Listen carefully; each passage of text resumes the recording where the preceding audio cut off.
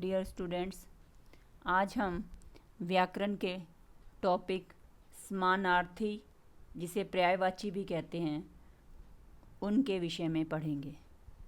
बच्चों, आपको पता ही है कि समानार्थी या पर्यायवाची शब्द उन्हें कहते हैं जो समान अर्थ को प्रकट करते हैं। अर्थात समान अर्थ को प्रकट करने वाले शब्दों को समानार्थी या पर्यायवाची कहा जाता है।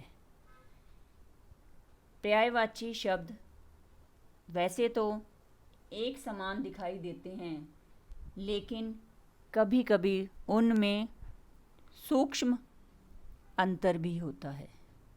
जैसे यदि हम महिला का पर्यायवाची बनाएं तो महिला, स्त्री, नारी, औरत उनके पर्यायवाची हैं। यदि हम इनका वाक्य में प्रयोग करना चाहें तो स्त्री का अर्थ पत्नी से भी लिया जा सकता है। इसलिए बच्चों, समानार्थी शब्दों का वाक्य में प्रयोग करते समय हमें अच्छी तरह से ध्यान रखना पड़ता है। अब यहाँ मोर के पर्यायवाची दिए गए हैं। मोर को पिक, श्यामा, कोकिल, वनप्रिया या वसंत दूत भी कहते हैं। इसी प्रकार से ये देखिए सूर्य के पर्यायवाची हैं, यानी कि समान अर्थ के रूप में प्रयोग होने वाले शब्द हैं। सूर्य को रवि, भानु, दिनेश, दिनकर, दिवाकर और प्रभाकर कहते हैं।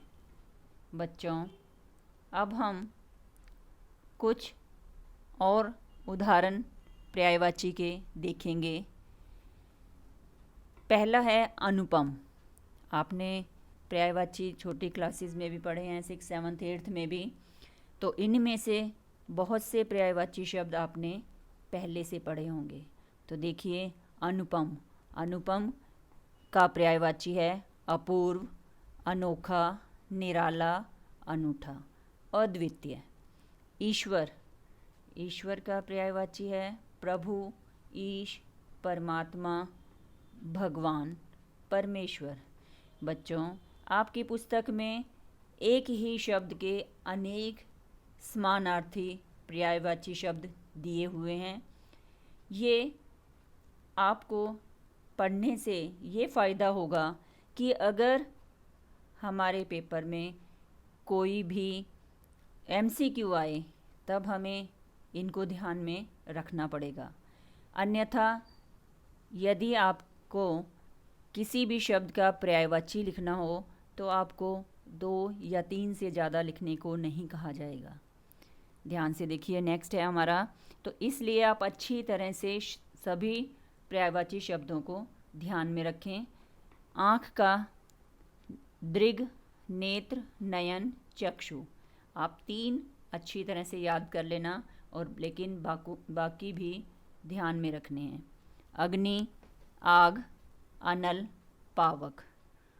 उद्यान आपको पता ही है, बाग, उपवन, बगीचा, फुलवारी भी कहते हैं, बगिया भी कहते हैं। किनारा। किनारा कूल, तट, तीर, पुलिन, कगार। कमल के पर्यायवाची हैं नीरज। कमल पानी में खिलता है तो उसी के हिसाब से हैं इसके नीरज, जल में जो खिलने वाला है। राजीव, सरोज, पंकज। अब हम आगे पढ़ेंगे। चंद्रमा। बच्चों, चंद्रमा का पर्यायवाची है इंदु, विधु, सोम, शशि, राकेश, सुधाकर। दुर्गा। दुर्गा का पर्यायवाची चंडी, काली, जगदम्बा, महागौरी। जन्म। जन्म का पर्यायवाची बच्चों उद्भव, उत्पत्ति, आविर्भाव।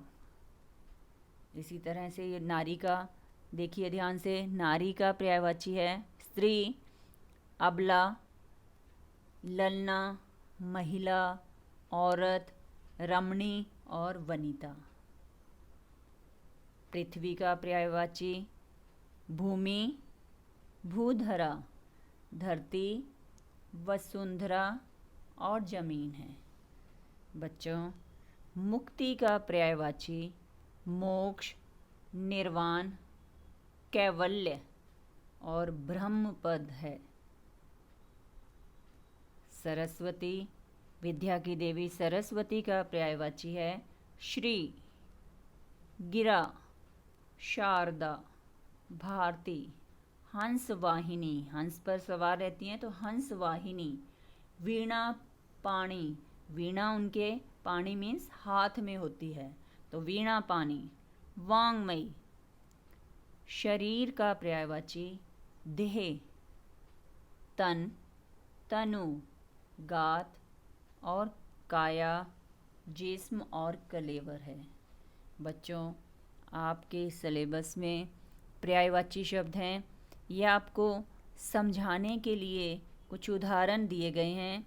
आप इनको अच्छी तरह से समझिए और इनके सूक्ष्म अंतर को भी ध्यान में रखते हुए इनका प्रयोग कीजिए। धन्यवाद।